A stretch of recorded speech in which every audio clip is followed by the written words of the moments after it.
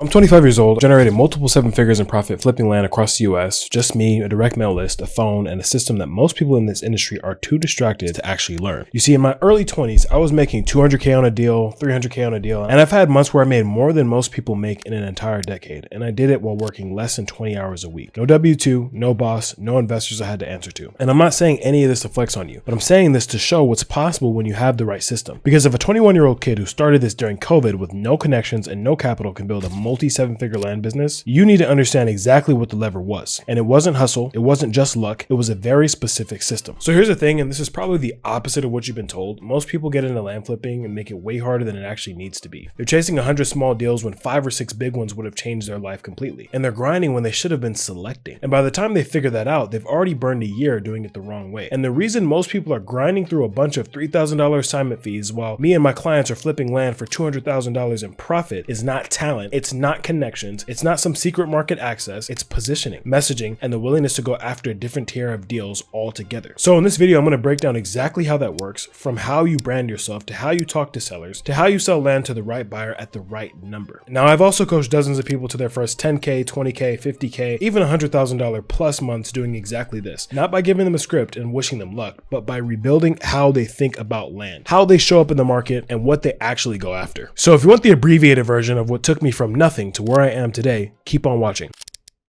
There are over 1 million real estate investors in this country. Tens of thousands of them are doing some version of land, and most of them look exactly the same. Same yellow letters, same we buy land fast, quick cash website, same cookie cutter mailer template with the handwritten font trying to look personal, same cold call script they bought off some YouTube ad. And you know what that makes them? A Buzz Lightyear on a shelf, identical to every other Buzz Lightyear. The only differentiator is price. And when price is the only differentiator, you're already losing. Sellers can smell your desperation. They can tell when someone's just trying to flip them as fast as possible. And the good sellers, the ones with real lands who are actually motivated, they're not going to take your lowball offer just because you showed up first. You see, what we teach at Landverse is something almost no one in the space is doing. Building a cohesive land company brand that makes you look like you belong in a different tier of the market. We're talking about brand identity that's polished, professional, and anonymous enough to work at scale, but specific enough that when a seller gets your mailer, clicks your website, or picks up your cold call, they feel like they're talking to someone serious. Your website copy matters, your mailer copy matters, the way your brand looks, your colors, your logo, your domain, your voicemail, all of it sends a very distinct message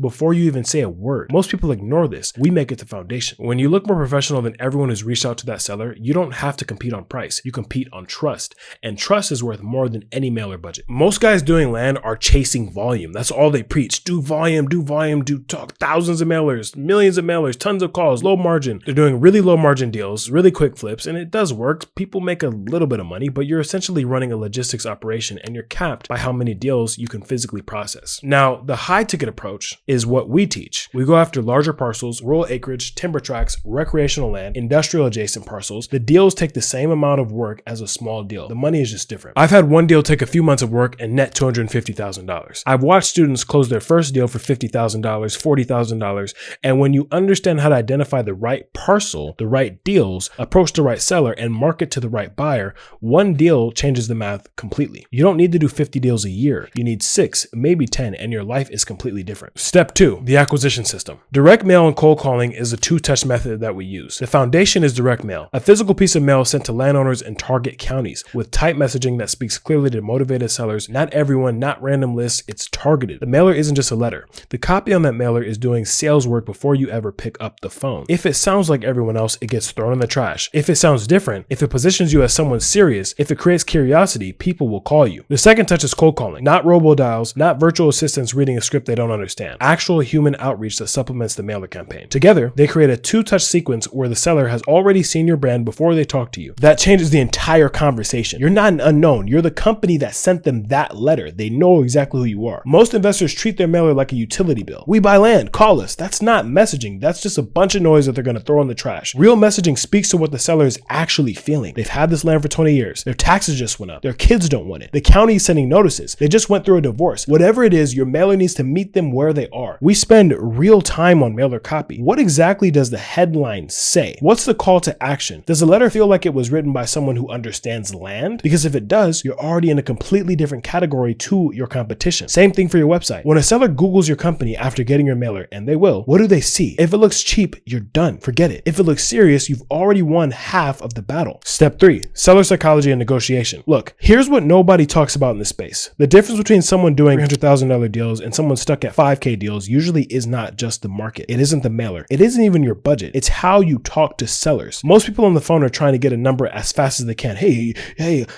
just go, blah, blah. They're doing all that. 2 minutes of small talk and then they're pitching. That's not rapport. That's just impatience with the greeting in front of it. What I've learned doing this across the whole entire country is that a lot of these sellers, they don't just want money. They want to feel like the person on the other end of the phone actually cares about them. This land might have been in their family for decades and they want it handled correctly. When you pick up on that and actually slow down and acknowledge it, the whole tone of the conversation will shift. Once that happens, you're not negotiating anymore. You're just solving a problem together. And that's when you get real deals done. So we start by disarming the seller. By the time a seller picks up your call, they've probably heard from 5 to 10 other investors already. They're already expecting the low ball. They're already waiting to get off of the phone. So if you come in pitching the right way, you're just confirming what they already thought about you. It's kind of like when you're dating. If a beautiful woman has already dated 10, 20, 30 men, and you just come in the same exact way as all the other men, and she didn't like all the other men, and you're the exact same, what do you think she's going to do? But if you reposition yourself and reposition the way you speak, the way you make eye contact with her, the way you open doors for her, the way you pull her chair out for her, she's going to look at you completely different. What works is just don't pitch at all. Ask about the property. How long have they had it? What was the original plan with it? What changed? Just be curious. It sounds really simple, but almost no one actually does this because they're just trying to focus on the money. When someone feels like you're actually listening, they will open up to you. And once they open up, they'll tell you exactly what they need, which is the only thing that matters when you're trying to structure a deal that actually works for both sides. And here's the thing nobody teaches. Most of my deals didn't start with a motivated seller. They started with a no. These are some of my best deals, or even a number that was way off, but I kept following up. I stayed consistent. I kept my offer on the table, and then something shifted in their life. A tax bill, a family change, a situation they didn't see coming.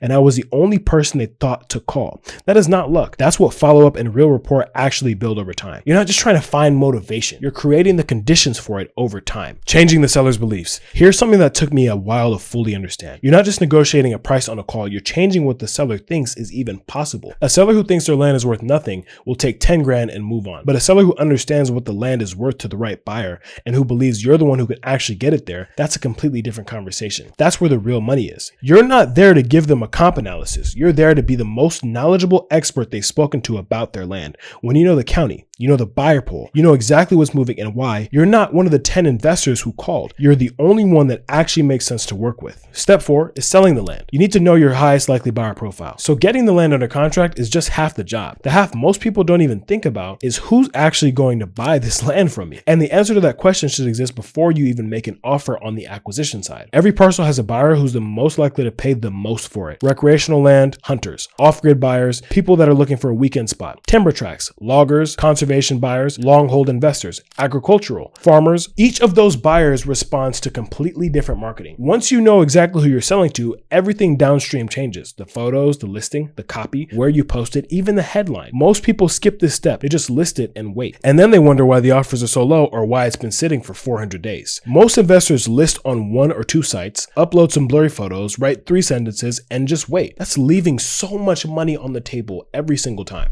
How to actually market land. Photos are underrated. Seriously. The same piece of land shot at golden hour versus shot at noon on a cloudy day looks like 2 completely different properties. If your buyer is someone who's emotionally connected to land, and those are the ones who pay top dollar, they need to feel something when they see the listing. That starts with the photo. Your listing description needs to actually paint a picture, not just the specs, not just acreage, road access, soil type. What can someone actually do here? What does it feel like to be on this land? You're selling a vision, not a legal description. The buyers paying the highest prices are buying into something. Give them something to buy into. And when offers come in, don't just accept the first one because it's close. Counter. Know what your floor is. Know what the land is worth and hold it. Most buyers expect a counter. When you send one back that's well constructed and confident, it signals that you know your number and you're not desperate. That completely shifts in how they approach their next offer. Understand that market trends are your edge. A big part of why I've been able to do what I've done is just understanding what the market is actually buying and getting there before everyone else catches on. When remote work exploded, recreational and rural land demand went through the roof. When When interest rates started moving, certain buyer profiles shifted completely. Knowing where demand is heading by county, by asset type, by buyer demographic lets you target acquisition before the market gets crowded. It's not a magic formula, it's just pattern recognition that comes from flipping land across a lot of different markets. And it's one of the main things we work on directly inside Landverse. The mindset shift. Bigger deals are the exact same work. I'll say this as plainly as I can. A $200,000 flip takes the same amount of work as a $5,000 flip. Same mailer, same call, same negotiation, same close. The only thing that changes is the number of zeros. So when I see people talking about grinding volume, 100 small deals to get a big number,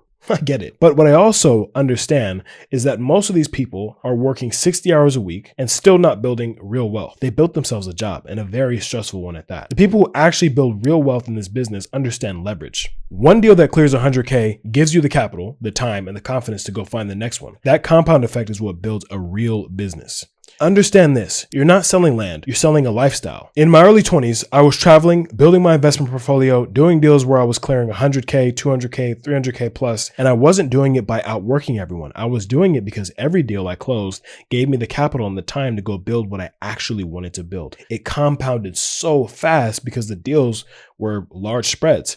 That's what this looks like when you do it right, not a grind, a capital engine, one that gives you back your time while you're building something real. You don't need to close 200 deals. You don't need to close 1,000 deals. You don't need to close 20,000 deals. You need to close the right deals. The driver was understanding market dynamics, building a brand that made sellers trust me and my company, learning how to actually talk to people, and then being willing to go after the deals that most investors walk past because they think they're too big. They're not too big. You just need the right system. And if you want to work with me one-to-one, if you want to build the system, the brand, and the deal flow that creates the kind of months I've been describing for myself and my clients, the link is in the description. We'll help you build your acquisition system, your brand, your seller outreach, your buyer marketing, everything.